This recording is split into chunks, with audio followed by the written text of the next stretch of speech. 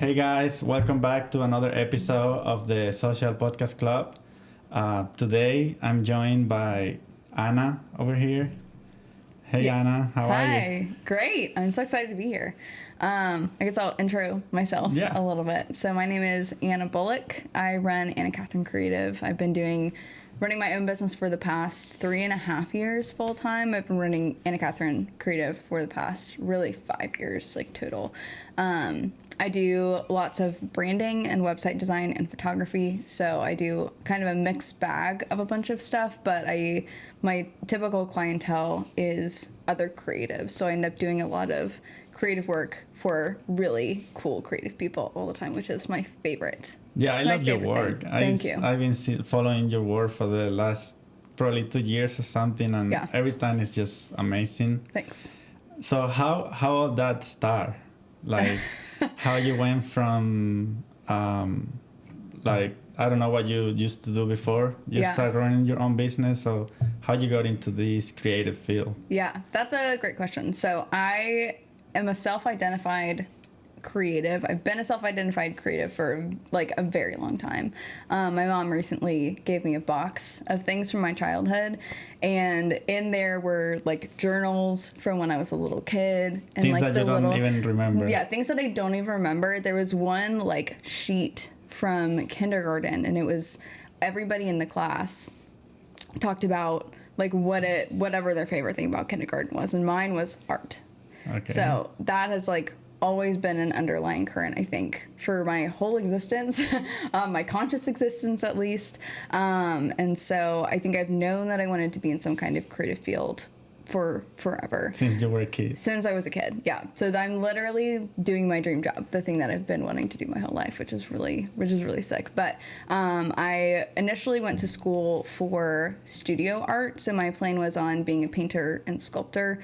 And then about halfway through that degree, I decided I actually think I can do these classes that I'm paying a lot of money for. I could do that on my own. I want to be paying for classes for something that I don't really know that much about. So I ended up kind of randomly switching to graphic design. I went to my advisor and told her, like, I think I'm going to switch my major. And she was like, what are you doing? What do you mean? And so thankfully I'd taken the correct, like, a number of classes where I didn't have to like do any extra schooling. So I ended up switching to graphic design and then keeping my studio art emphasis. So all the classes that I was working on for like my painting and like the big physical art project kind of stuff, I got to keep that and then transfer that with the graphic design. So I took one graphic design class. I think maybe it was the very first one after I had switched over to this like new major. And I remember that we were designing posters, and I had this feeling of like, people get paid to do this. Like, this is an actual job that exists out there. I was always the kid in school projects throughout my entire like life, where I wanted to be in charge of the presentation. I wanted to be in charge of making all of the information look really good. So often I was kind of roped into group projects where they're like, okay, I know it's going to look good because we have Anna in our group.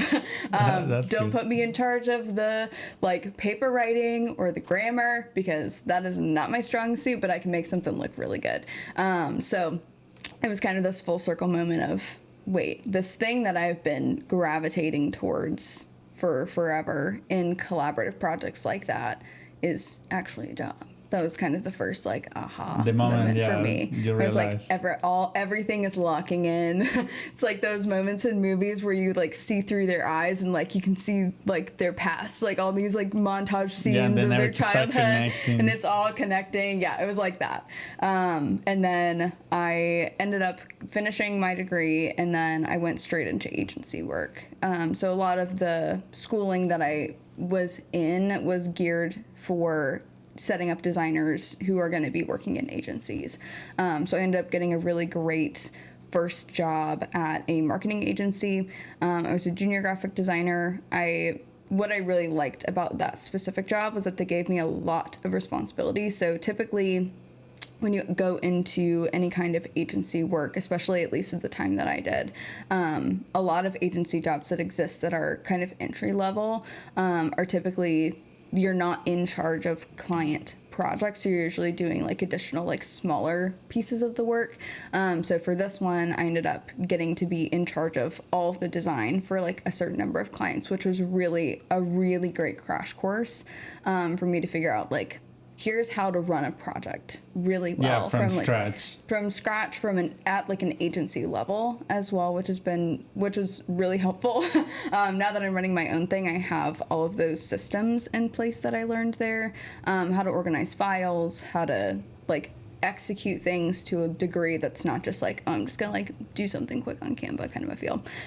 So did that, ended up having an opportunity to leave that job and go work for another marketing agency where I had even more responsibility. So instead of just doing graphic design, I was doing graphic design and video content and social media management and website design. I was like the creative producer of the entire company, which was super intense. I bet it was. It was really fun though. I got to do like every day was different. I was shooting in restaurants and doing behind the scenes content with chefs.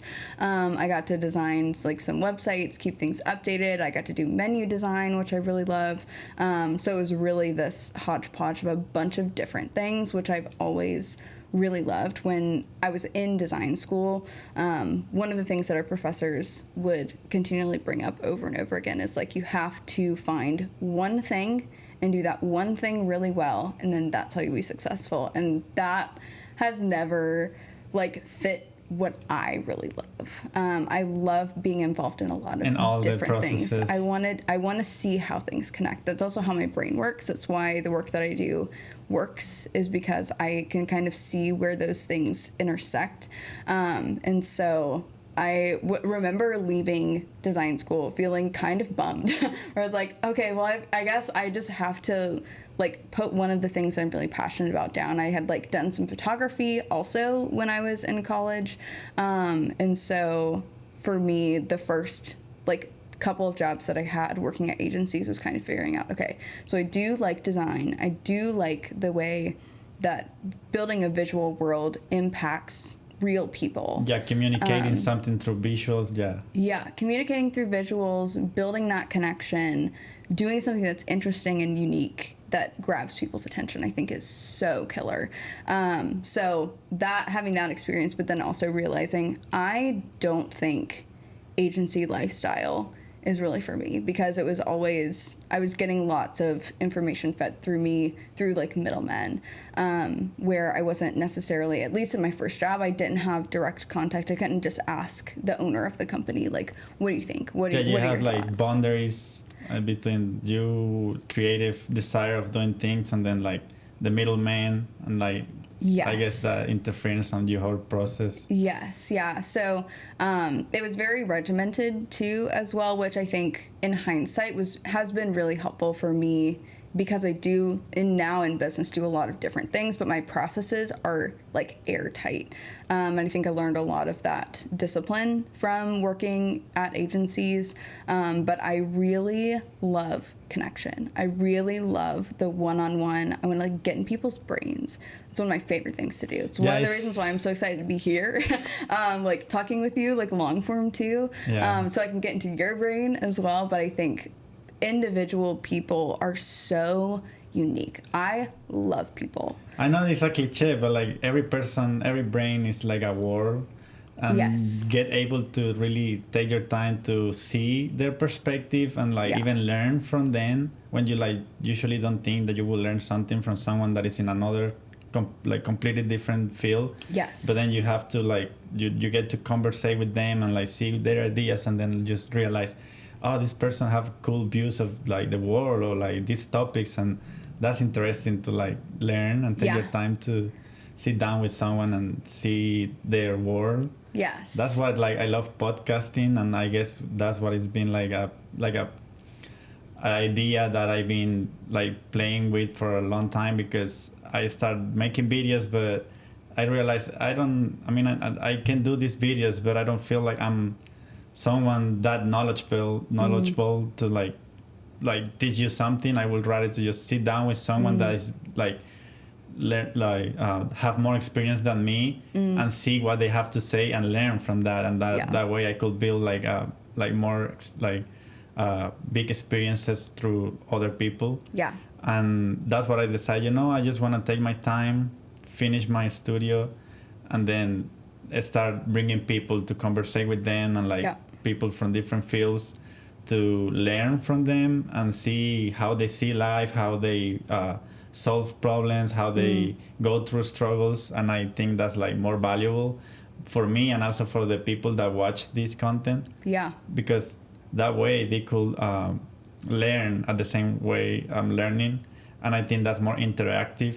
Yeah. I think we need more content like this these days. Yes. Because everything's so faster, like everything, AI, reels, this and that we don't have a moment to sit down and relax and really like think and be more like critic with what we're consuming. Yeah. So like podcasting in this way, like long form, I love it. Yeah, that's awesome. I love that perspective. I think especially nowadays, everything is so quick consumable, like rage bait, clickbait. Everybody is so polarized right now. I think it's really cool to be able to have conversations that are like a little bit slower and a little bit deeper, because I think that feels really meaningful, at least to me. And I think that's what I was really missing in working in agencies, is you can't slow down. Everything is so fast paced. I love the fast paced production. I really thrive in that kind of a like high pressure, get it done. You have a set amount of time. Hopefully like the prep that you've done is enough to like execute a project. I love that. I love being in that energy space, but when it comes to connecting with clients, I like to slow down a lot. I think that's what makes the work that I do actually work, is because I have so much time that I spend with clients before I even think about design. I want to know really who the people are that I'm working with, because I work with creatives. And there's a level of complexity that I know is there. I think there's a level of complexity that's there with everybody. But specifically with people who like sell, like really being a creative business owner is like selling that part of ourselves to people, which is a really like brave thing, I think, to do. And so for me, getting to sit down with brand clients, with website clients, with photography clients, and like get to know them fully, so that when I'm representing them visually through copywriting or design or visuals or photography or whatever it is that I'm doing, I can do it as truthfully and artistically as possible. That's like fully informed. So I, at this point, and really from the beginning, I've never gone into a project of my own without fully knowing what I'm getting into, because I think there's so much that we can assume about each other just from the surface level, which sometimes is accurate, but a lot of times there's something deeper that's even more powerful. When you take the really like the time to like you say conversate with someone, like I've seen that you like spend sometimes the whole day with someone for like a brand intensive or whatever. And then that's how you really get the idea they want. And you have something to work on, instead just trying to assume, they will like this or they will like that. Like you really have like a really strong base before you start the project. And that allows you to, okay, I'm gonna do it this way, and then that's how you get like a good feedback from the people when you show them the work.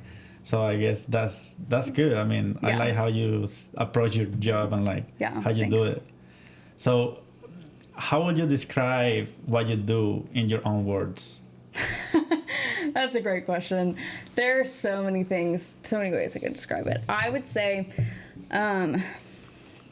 probably the ultimate thing that I do is I want people to feel seen at the end of the day. I think I want people to see themselves fully. I want other people to see them accurately. And I want them to feel like they are talking with somebody that gets it as well.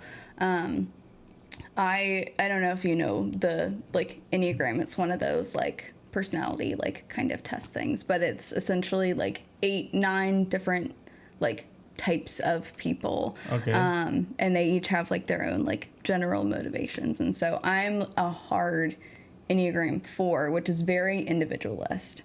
I think individualism is really important. I love that about myself. And so one of the things that I feel that I can feel often being in that like headspace is sometimes I feel misunderstood.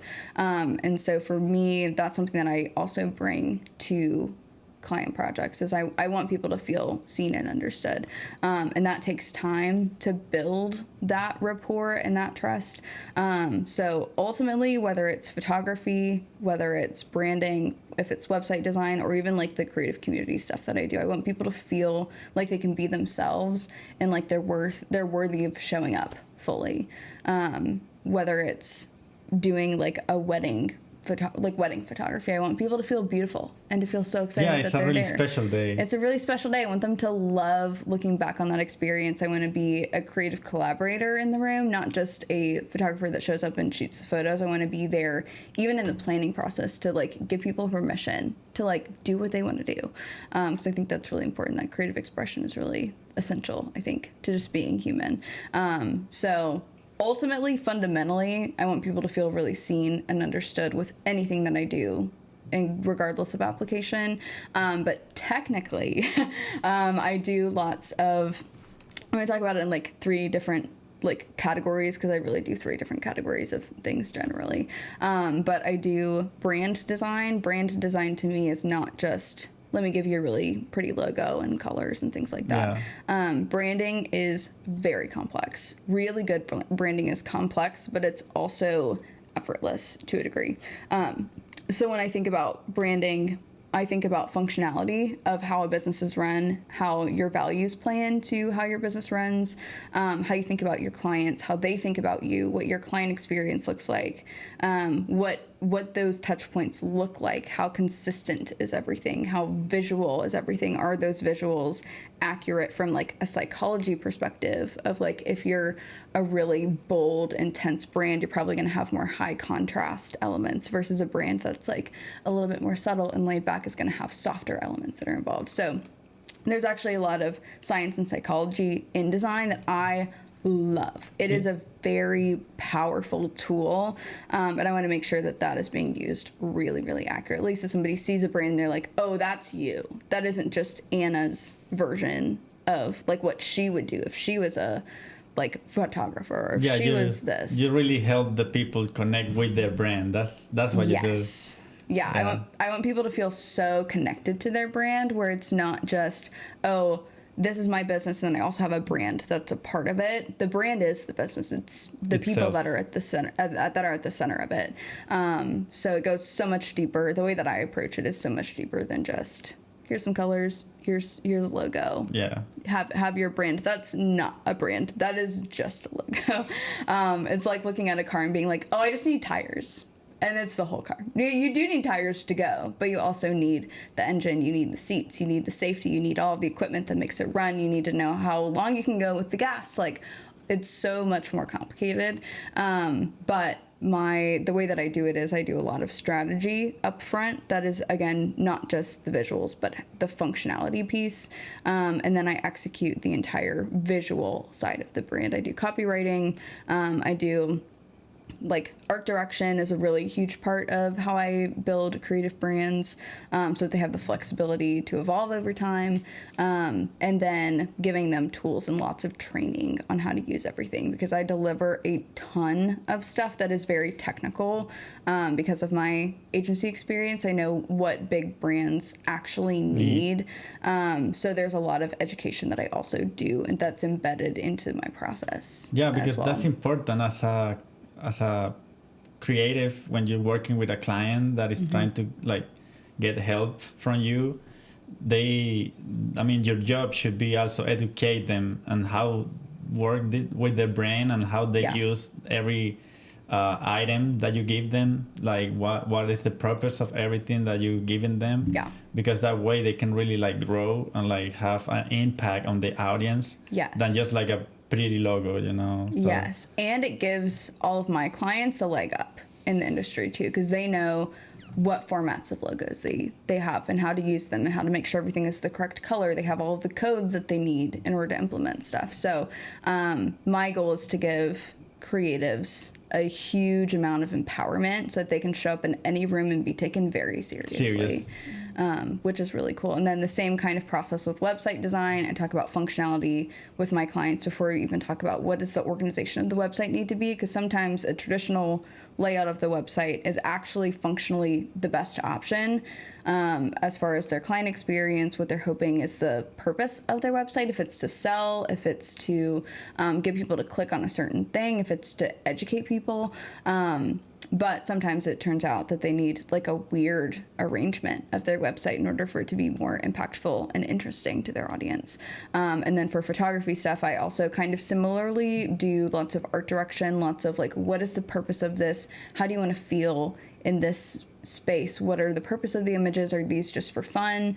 Are these for marketing? Are these for a website? Like really getting into the why and the what, and then we get into the how we're going to execute that, and then we execute it really quickly. So it's really fun. I love it. I think with all of the services that I offer, I do lots of like slow burn, let's get deep, let's get really into it, which is not everybody's cup of tea, but for my clients it is, and it is so awesome. I love it. I love my job. Yeah, I see like how like you like probably spend 80% of the time getting into their brains, and I then do. the other 20 just designing, and like you're like, because you already have all the ideas, Yes, and then you just execute them, and you have so much information ready to just be put into like a logo, like a visual brand. Yes, that makes your job way easier. It does. It makes my job really easy.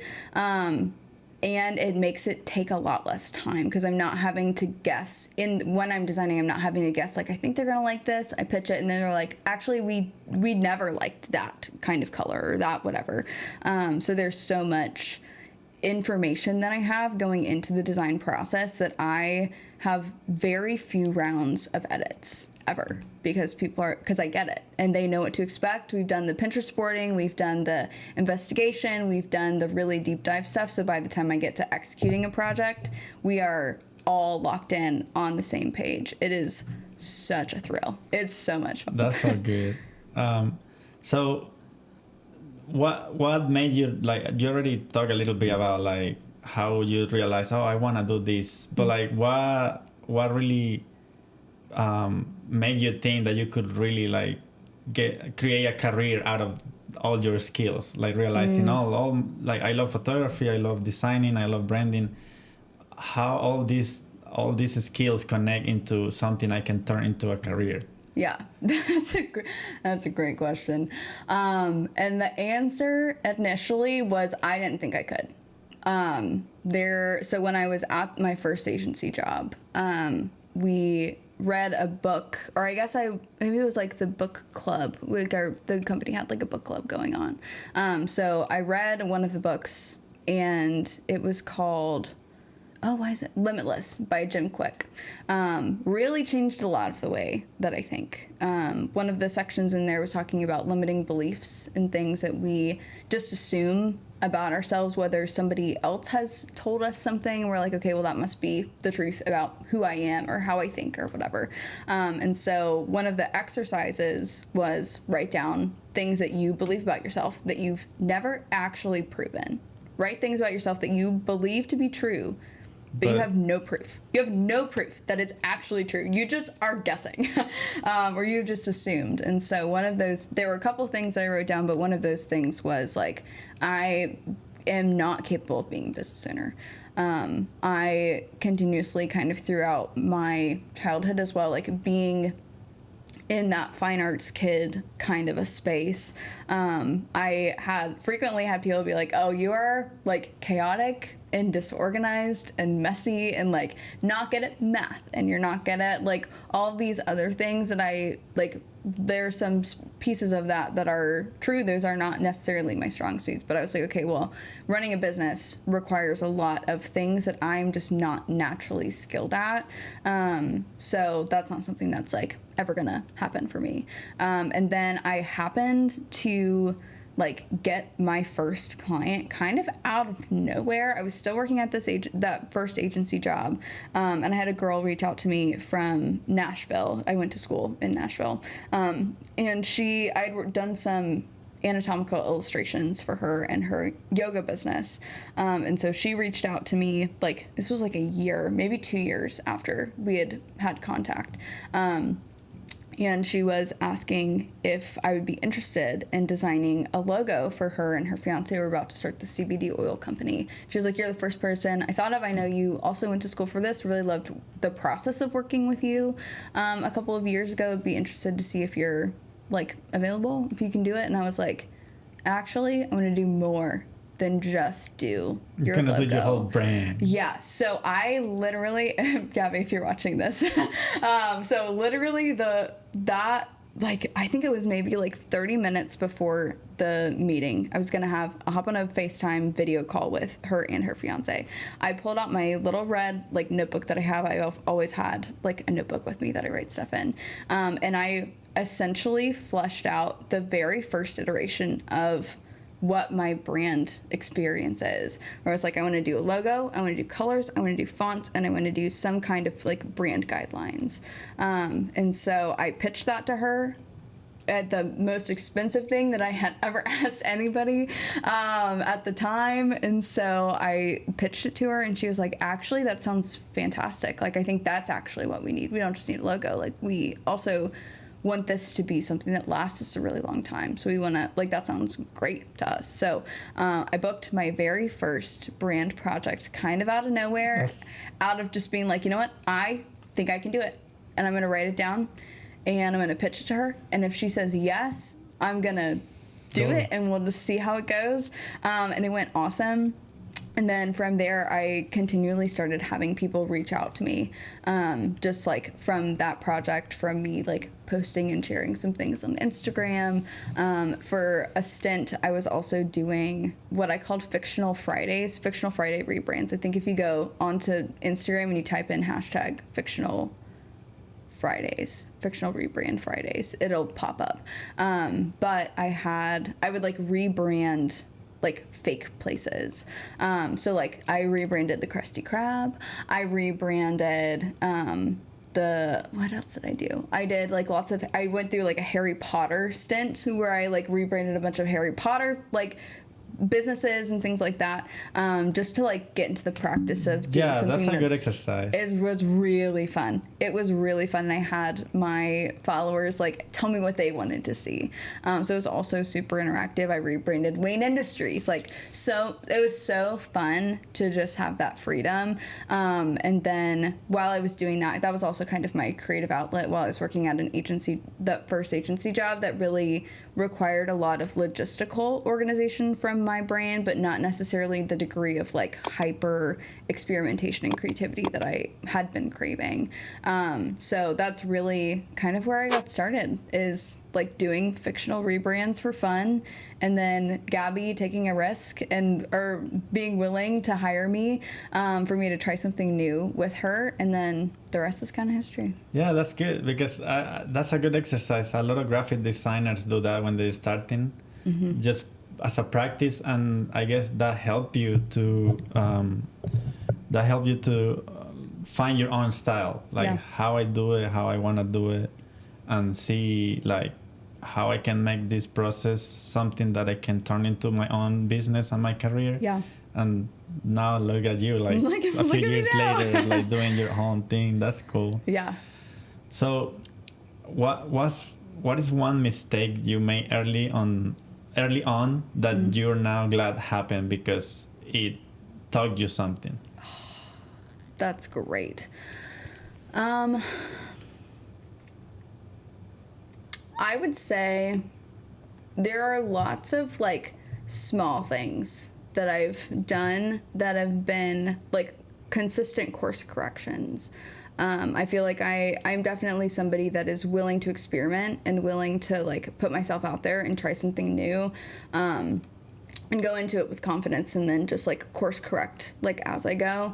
I think one of the things, though, that I wish I would have done differently, that I'm grateful now that I have kind of figured it out. But when I first started, kind of going back to that book that I had read about, like, limiting beliefs, I, at the end of that, came to the conclusion of I think I can do this. There are plenty of artists out there. There are plenty of creatives out there that are running their own brands, their own businesses, and doing a really great job of doing it. I don't have to just be a business bro to like run a really good business.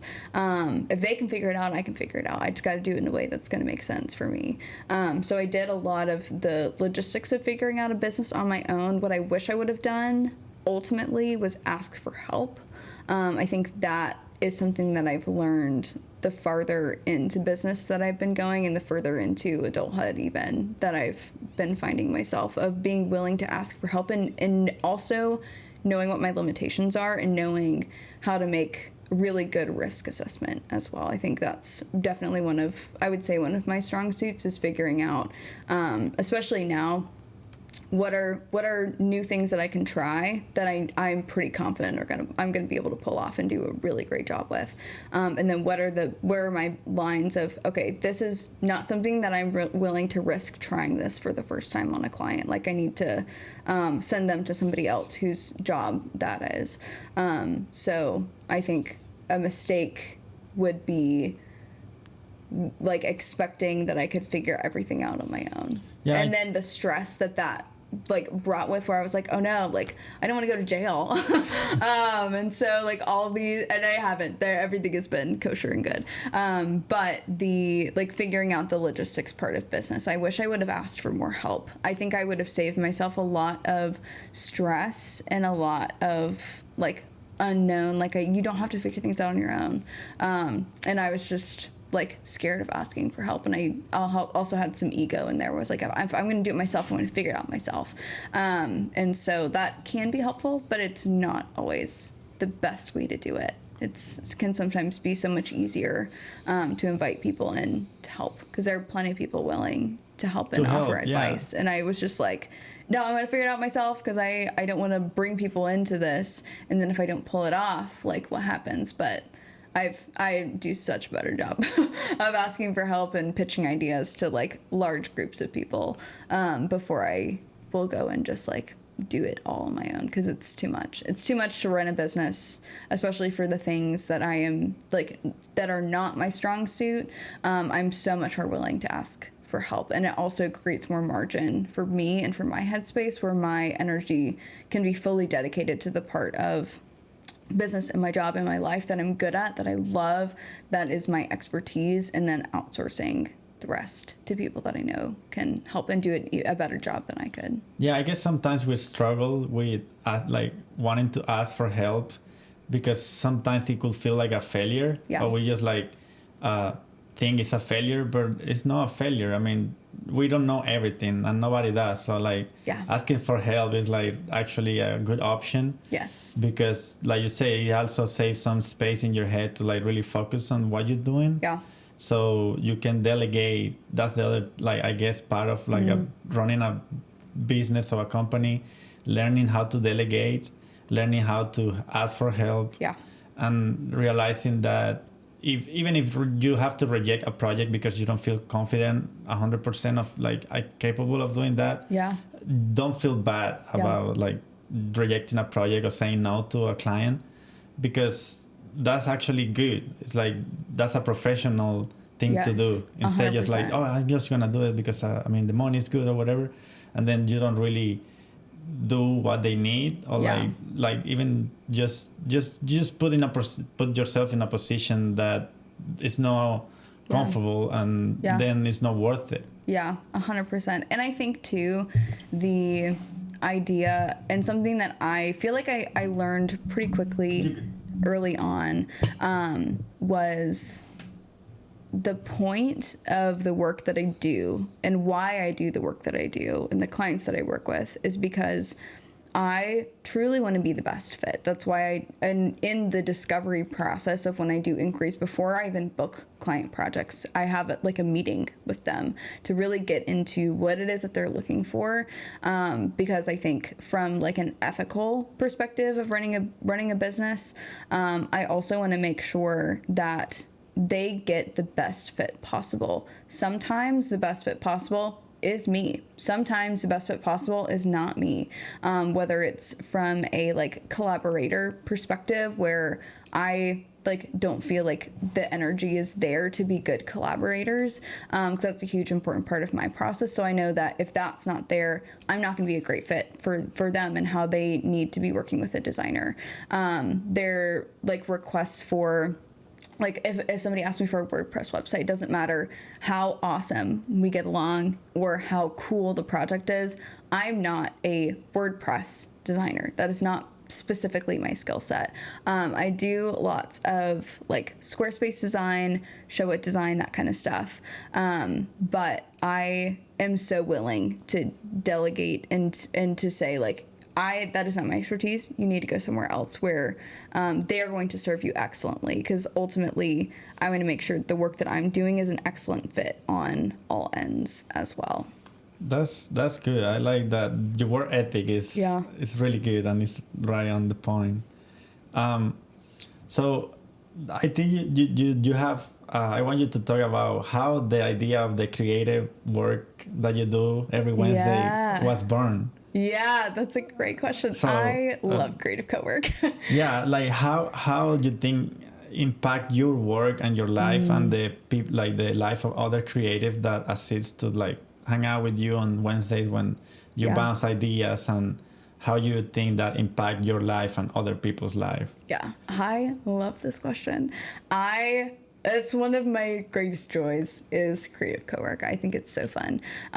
So really where Creative Cowork came out of is so when I went full time, I felt very lonely.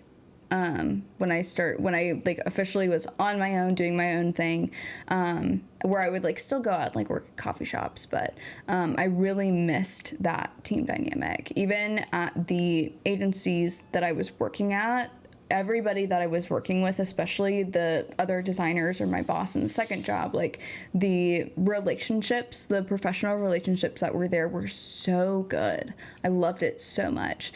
And so that was something that I was missing very immediately when I started my own business. Was I'm in charge of this, but I don't have any coworkers. Like I don't have any people that are working next to me that I can like problem solve with. What do you think about this design, or like Yes, I didn't have anybody giving feedback. I also really loved that about going to design school, art school, was the after hours studio times where everybody would come after class late night at the art department building, and we would just sit and work on our own stuff and then walk around and see what everybody else is working on and ask them questions. And it was just a really healthy space to be in.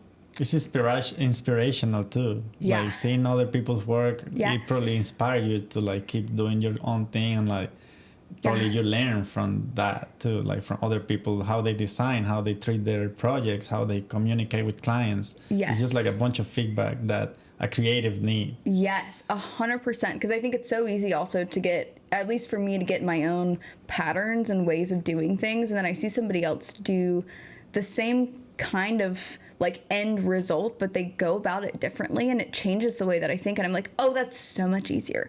I've been doing it so hard. I've been making this so hard on myself. Or they do something and I'm like, oh, I'm gonna implement that because that's a really great idea. So I loved that about art school. I loved that about working in an agency setting, was that creative collaboration. And so I wanted to do that as a solopreneur. I wanted to create a space where I could get that kind of feedback. And I also like kind of came to the conclusion of like, if I am craving this, there've got to be people that are also looking. I'm not the only one that is craving for a group of other creatives to sit down, share a coffee, and like talk about projects or ideas, design together. Yes. And I guess it's like that also make you realize that there's so many ways to approach the same project. That's a cool thing, learning that there's not only one way of doing things, at least on the creative field. There's so many different ways to do creative work and still get a good result or the same result, just like a different approach. And that's a good thing to see how other people do it. So it is. And I think it makes everybody better too. To your question about like how I see Creative Coworks impacting. So when I started doing Creative Coworks, one of the things that I also wanted to do and like attempting to build some kind of community, was that I didn't want it to be a paid thing. I didn't want people to have to pay a membership to be involved. I wanted people to show up because they wanted to, not because they felt obliged to, or because there was a certain threshold to access. I wanted it to be super accessible to anybody that wanted to come. And I also didn't want it to feel like networking. I do not enjoy going to networking events that are specifically for like, let's trade business cards, like you scratch your back or you scratch my back, I'll scratch your back, that kind of feel. I just like don't do well. My personality type does not fit like really organically in a space like that. I feel really like I just want to like find the one person and like sit down and like talk about something that's just not how do we do a transaction here. No, like more like interesting about like you process your art, what you do, how you do it. I think that's good because like you said, the networking space is good for, I think it's not a bad space. It's just like it's not a space for everybody. It's not a space for creative people maybe. Like I mean, everybody's creative. No matter what you do. But like when we're talking about creative arts like photography, graphic design, branding, I think the space that you're creating with Creative Work on Wednesdays is just more healthier and more like you feel more free to really just be yourself. You don't need to like try to act like someone you're not. You can just like hey guys, I'm like working on this, like what do you think about this edit of this wedding photography or this like bouncing ideas with other creative that are also just trying to get some feedback from you. I think it's a really healthy space to have. I agree. Everybody need it. I agree. I think we spend so much time as creative business owners selling. We sell constantly. And so it's really awesome getting to go to a space on Wednesday mornings from 10 a.m. to noon, sometimes later if people need to camp out and work, where I get to work and I don't have to sell myself. I just get to show up and like ask questions, and it's a really awesome space for a think tank as well. There's like I would say probably almost every time I go to and do these creative co-works, which is weekly, there's somebody is bringing something to the table of like, I have this like client thing that's going on, or have this project that I'm like trying to problem solve. So it's a really cool space to get other perspectives. Everybody that comes to co-work is also so open-minded and so generous with their ideas and solutions, and it's such a cool space to be a part of, where it's no longer just like, oh, Anna is lonely, Anna needs friends. It's kind of become its own thing of itself. It's its own creature that has continued to grow. And I think the consistency of like knowing that you can show up somewhere and be welcome, and you don't have to be perfect. It's not a performance either. There are some times where I'll go to Creative Cowork and I'll be like talking with everybody. There are other times where like I gotta plug up and put my AirPods in and just get stuff done. So it's a really like open space for everybody. Yeah, it's like a transparent space. I think that's how it feels when you like really can sit down with people in a table. And sometimes like bounce ideas and like just talk about everything, and sometimes just like sit down and work on your project. But just knowing that you're surrounded of other people that is doing the same, and that if you need like ask some question or someone kind of like want to ask you something, you're open to just like take your headphones a moment, and don't feel like they bother you or like they feel like they like messing with your time. And something about comparing like a creative space like this and just like a network meeting, it's like you say, like you're trying to sell all the time, you're trying to impress people. And like the other day, I want to connect that with this. I was listening to a podcast with Matthew McConaughey, and I think he was with Chris Williamson, like another like podcaster really famous. And he says something that like it really struck me. Like he said, "Let's be less impressed and more involved." And I was like, wow, that's awesome. That's awesome. I don't know where he where he got that from. He just said it, and I was like, I have to pause and like take a moment to process that. Okay, less impressed and more involved, because that's the thing, when we're trying to impress, when we're trying to, or we get impressed for other people's appearance or what they say or whatever, we disconnect with the moment. We're not present, so we're not like really involved on like the thing that is going on in that moment. Yeah. And I think that's necessarily when you're in a creative field to really be involved with what's going on, because it helps you to grow, it helps you to connect with people, it also allows you to see things from another perspective. And that's cool, like having a space, like you say, like a really space where you can just be yourself, show up every Wednesday knowing that there's people ready to receive you, and like whatever you're trying to do, they could help you. Yeah. It's like a really good feeling for everybody. It is. I think creative community is so important. I think even like inter-industry connections is also so important. There are such a wide variety of people that show up to Creative Cowork, where we have photographers, we have fine artists, we have musicians, we have people who are in charge of marketing companies. Like we have writers. So it's really this cool space to get other people's perspectives who have that objective third party perspective, where they are offering something that's really unique and different, and everybody again that comes is so interesting, so cool, and are like some of my greatest friends that I've had as well. So I think for me it's been really helpful in how it's impacted like my own business, is reminding me like why I do this in the first place. It's so great to have something that is outside of just client work, where I'm like, you know what, we are living we're doing the creative thing, something that I think is a very brave outlet to do. And I think hard to like get to a point where you can really live out of it. It is hard. It's hard to do. It's a lot of work, and to be around people that get it, where it doesn't have to be like rainbows and sunshine all the time. Sometimes it is. Sometimes it's awesome. Sometimes it's really hard. Sometimes there are things that come up that are like devastating or like tricky, or something like new that's popped up that we're having to learn a new skill set to overcome. And so it's a really, really encouraging space to be in as well. So one more question to move from the building the community part. I would like to ask you, like, do you have any story from the creative group you have that really made you realize, oh, like this community is worth it, like this community have a value?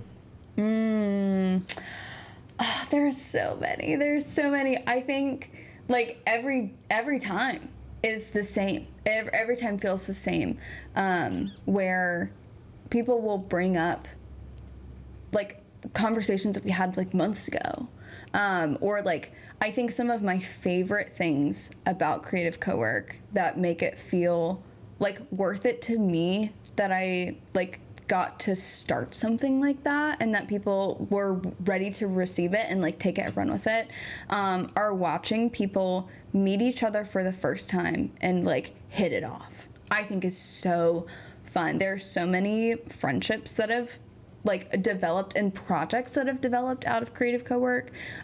There was one photographer that was coming, and then there was a girl who works at a flower farm, and so she's been doing like floral design kind of stuff, and so they had planned on doing like a big collaboration together to do a shoot, and she's going to do like floral design for it. So there's so many instances like that where they're like real friendships that I have got to witness and be a part of that have come out of Creative Cowork, which I think is so important and like really cool that it feels safe enough for people to open themselves up to each other in that way. And then also the like getting to see so many different creative projects between other people, not just myself, but like other people connecting and being like, oh yeah, we should totally work together. You probably in the future gonna have someone like come in and then say like, remember we met, I met this guy here, now we we marry, you know? Yeah. And you're gonna be like, wow. Yeah. Like, or they made some like really, they started a new business together, something like really crazy. I think it's so cool getting to be consistently in a space where people are so willing to connect and collaborate. I think that's something that I have been really drawn to. I think for my whole life is not just creativity for myself, but also creativity in collaboration, I think is really important, and also makes anything that I could do as an individual so much better and and more interesting when there are more people in on it, which is why I love working with creatives, why I pretty much exclusively work with other creatives, artists, people whose brains think like that, where they can see the potential. I think makes my work always evolving and so much better because I have different perspectives all of the time, which is so rad. It's so cool. I mean, that's one thing on creative, in a creative field, that collaboration is like the main thing to really like have success in this field, because a collaboration, at least what I think about the collaboration process, is like, you're not trying to get your idea over the other person's idea. You're just trying to get like to work together towards the same result. Yes. And it doesn't matter if I say one idea and then you say another one and we go with yours. It doesn't mean that mine is not worth it. It's just like we collaborating to find the best solution for this. Yes. And some people, when they collaborate, and they're just trying to like get their ideas over other people's idea, and that's not a collaboration. It's just like an egotistic thing. Yeah. So it's cool that you create this space. So now I want to move a little like around the branding and website design tips for creative or whatever. So if a creative is listening right now and they wanted to level up their brand, what's the first step they should take? That's a great question. You've been asking you have such great questions. I love good questions. I'm working on it. You're crushing it. It's like you've been doing this for forever. I like talking with people. I mean, like I went one time to your like creative thing. It was like probably 2 years ago or something. Yeah. And I was just shy because I was the only man there. Yeah. It was just a bunch of girls. And I was just like, hey, I'm just editing some pictures or whatever. But I felt good. I mean, I felt like seen, I felt like heard. So it was good. Yeah. So yeah, like if a creative is listening right now and they want to level up their brand, what do you think should be the first step they should take? The first step is stop trying to be everybody else. It's hard. It's hard to do. It's really easy. I think the comparison game can be so easy to slip into by accident, on purpose. There's so much content that we're getting fed all the time, especially if there aren't boundaries in place. It's really easy to get swept up into what are they doing, looking at what other people are doing. That can be a helpful marker to figure out like where you could get started, what kind of content you could start sharing.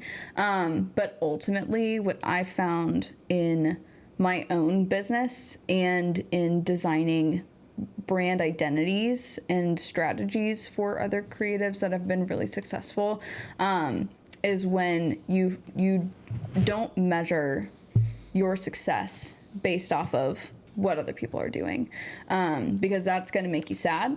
It's going to also keep the interesting part of like what it is that you have to offer off the table, if you're just trying to like compare and like level up. And then it kind of goes into that idea, a little bit of what you had mentioned before about collaboration that just becomes I'm going to do better, and then I'm going to be doing this thing, and I'm going to be doing this thing, where it becomes this like, yes, but I also like am doing this better. I feel like that can be a really dangerous game to play, and I think it takes the joy out of just getting to show up and do the work. There's so many other logistics kinds of things that people can incorporate, but I think at the end of the day, being willing to show up as yourself, regardless of the reception, regardless of how people are going to receive that, because I think we forget how many people there are in the world. There are literally so many people. Our circles are way smaller than we think that they are. And even the people that we follow on Instagram, on TikTok, like that is such a small, narrow amount of people that we're coming into contact with. And because people are so interesting and complex and not just like single faceted, there is something about everybody that somebody else can connect with. I think it goes back to what you were saying about having conversations like this is, it's really cool getting to sit with somebody that you maybe don't think you connect with. And then there's always a point where you're like, oh, okay, there's our common ground. There's always common ground somewhere. So I think being willing to show up fully as yourself, as honestly and authentically as you possibly can, is the first step into building a really good brand. Because what you don't want is to have a brand presence and a brand perception that's actually somebody else's identity. And then when your clients meet you, especially if you're running a creative business where you're extremely relational with your clients, which all of my creative clients are really relational with the people that they serve. And so it's a really important thing and responsibility to make sure that what you're presenting is beautiful, but it's also honest and truthful and a clear window into the experience and who you are as a person, and not this like showy, like what's behind door number one. Door number one looks really great, but as soon as you go in, you're like, that wasn't what I was expecting. That's not the experience that you want to create from, at least for me, from how I perceive and execute brands. I want to execute brands that are meaningful, that are powerful, but that are also really honest. And that glass house kind of effect versus I'm going to design something that is catchy and showy and flashy, but then the experience there's nothing isn't the behind. same. Yeah. It needs to be an accurate name to the experience rather than just like, what is the craziest thing I can do? That will get you viral. It will not necessarily get you long-term committed clients who are like, yes, I knew exactly who you are. Like the first time I saw your Instagram or whatever.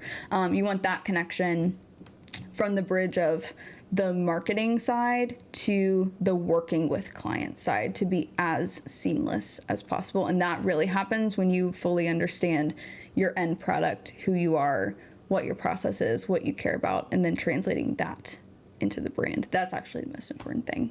Wow, that's a good insight. I bet like creative out there will appreciate that tip. So beside that mistake that some creative do of trying to compare themselves or like just do what other people is doing, what is another like mistake you see they do when it comes to branding or websites? I would say making it, there are a couple of things that come to mind. Lack of consistency, I think, is a big one. Lack of consistency in the small details. To me, that is the first sign as a brand designer of this is DIY. They've not had like a professional come in and like organize it, or it feels a little bit careless to me from just like a surface level. I look at brands and think critically about brands all the time. I think consistency in the small things is really important. I think that's really important. I really value that as a person. I really value that in my people is consistency everywhere. And so from a brand perspective, especially if you're trying to build a brand identity that's really unique, that's different, people need to see things about, I think the statistic is about 7 times before they get it. And so for creatives that are constantly changing their logo and constantly changing their fonts and constantly changing all of these small details, people don't know what to expect. They don't have that consistency built in their minds, especially from a small business perspective. We don't necessarily have the luxury to change up things like a brand like Nike does. Nike could change their logo tomorrow and everybody's going to be like, oh, but there's like still Nike. Like they're everywhere. Yeah. So you could see a little swoosh somewhere and be like, oh, that's Nike. That's obvious. Because they have such a huge platform. They have millions of dollars that they're spending on marketing budget. And so for a small business, it's really important to be as consistent and thorough as possible so that when somebody sees your content, they're less likely to see your content quite as much as somebody that's a really big brand that's paying for huge, intense amounts of sponsored ads. You got to be consistent to build that recognition in people's minds. Something that I tell my clients all the time is that I really hound in on consistency, be consistent with everything that we're giving you because it's all important and it makes a lot of sense. But with that consistency piece, the goal is that somebody is so familiar with all of your small elements, with your vibe, with how you talk, with the language that you use, with the colors that you have, with the fonts that you're using, with the logo that you have, that they could see any one of your elements outside of the context. If they see like your specific blue color out in the wild, you want them to immediately think of you, for you to come to mind. Yeah. And that only happens when you are consistent. If you keep changing things and you have a million different fonts, just to keep things interesting, it may feel more interesting, but it's actually not doing the job of branding, which is to get people to recognize you and to remember you. And that consistency has to be there. That's good. So yeah, that consistency is really the big one. I mean, you nailed it there. I think a lot of people like all creative, when we're starting out, like we want to be changing things every week. We want to like oh no, maybe this time this work better, and that's why like building a brand from scratch with like a really strong base is better on the long like run, because it really developed that connection with the people that is watching you, and now they know what to expect, and they associate the colors with you, the fonts, the way you speak, everything with you, and then now they know what to expect, like versus changing like your fonts every week, or like the colors, and then not even having like similar colors, because every week you are like feeding them with different information that it just get lost, and they cannot connect that with you. Yes. So they don't get able to remember you. Yeah. So yeah, that's I like that. So now like we're getting close to the like end of the episode. You already gave a few advice for young creatives starting out, so I just want to keep that to what is one piece of advice that would you give to your younger self when you were starting? There are so many things. I think I would tell myself. I think the most important thing that I would tell myself is you can do it. You can do it. It will happen. It is going to work out. Like the risk that you take is worth it. There were, I think, especially at the beginning, like there was so much unknown when I like decided to go full time. That was a really intense decision for me, where I was like, maybe it's gonna work out, maybe it's not gonna work out. I had a lot of support from my husband specifically. He was really the person that was like, you should just do it. Like just do it, try it, go really hard for 6 months full time, just see what happens. If you end up needing to get another job, there are other jobs out there if you need to.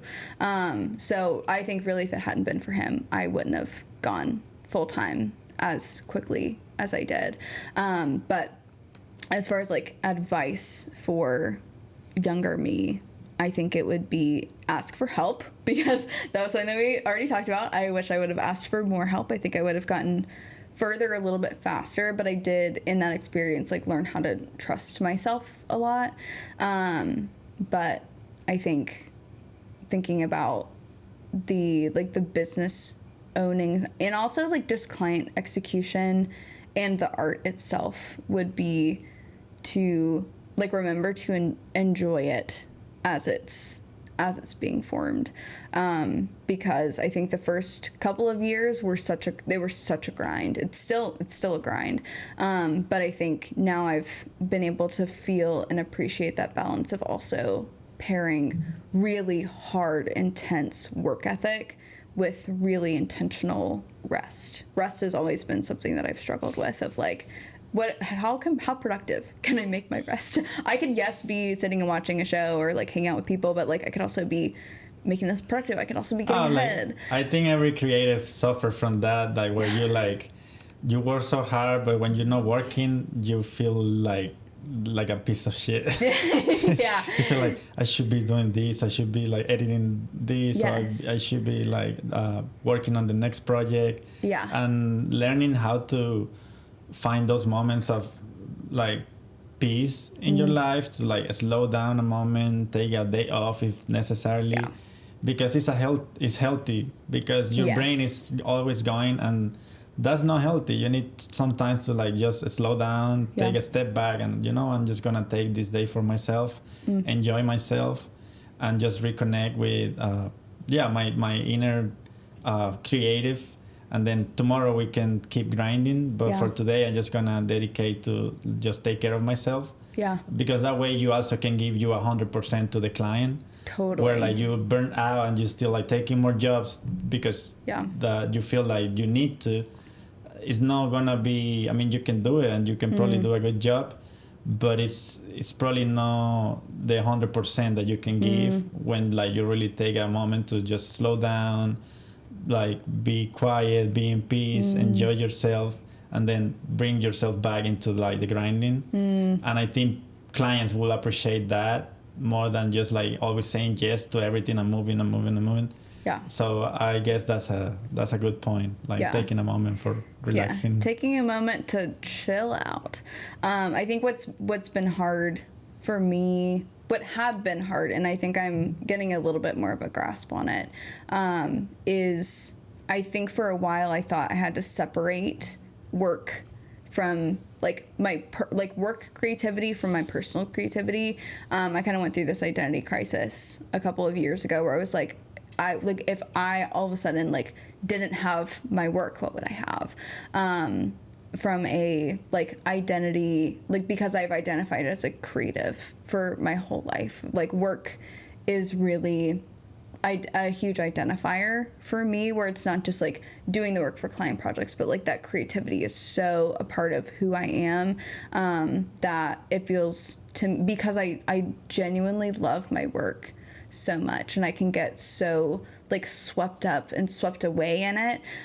It's hard for me to set it down because then in my brain, in being in that agency space of like work-life balance, like everything has to be compartmentalized. I can't compartmentalize it. And so for me, it's been less of how do I turn that part of my brain off and more of how do I use that part of my brain like for my own personal life and like in my own relationships, where like that creativity, that desire to make things beautiful and intentional and deep and like have all those conversations and all the important things to me in the work that I do are also directly translatable into like my personal life. And so reminding myself to like spend as much time as I spend talking with clients and getting to know them, knowing that that's also a part of myself that I can give to my family and my friends and myself and all of that. So that's been like an interesting mindset shift. Yeah, it helps you to probably be more present on your life, in your own life, because sometimes we get lost on the creative process that we feel that we are in that flow state. But when we come out of that flow state, it's like sometimes you can feel drained or whatever. Yeah. So you don't give that same intentionality of listening to people for your family or friends or like your partner. So that's a good shift to have, like realizing that the same way you can give this to like your clients, you can do the same for the people around you, because that's you. And like accepting that you are that person and that you can give that 100% for everybody. Instead just for work and then just feeling drained. It's actually, no, I don't need to like pretend that I'm this for my clients and then I'm this for my people. I actually just the same person all the time and a creative. And this is how I approach every connection I have in my daily life. That's good. I love that we close like that. Yeah, that's awesome. So well, I just want to thank you for coming, for taking your time to like sit down with me, like share your process, your experiences. We're probably gonna have another chance to like sit down and talk other ideas. I want to thank for the people that is watching. Make sure to follow, subscribe, comment. I make sure to put all the information of Anna on the description so you can like go and follow her work.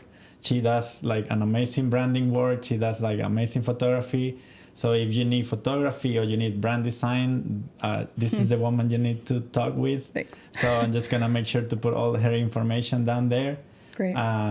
So yeah, thank you for watching, and I see you on the next episode. Thank you. Bye. Nice. So that's it. It was nice. So great.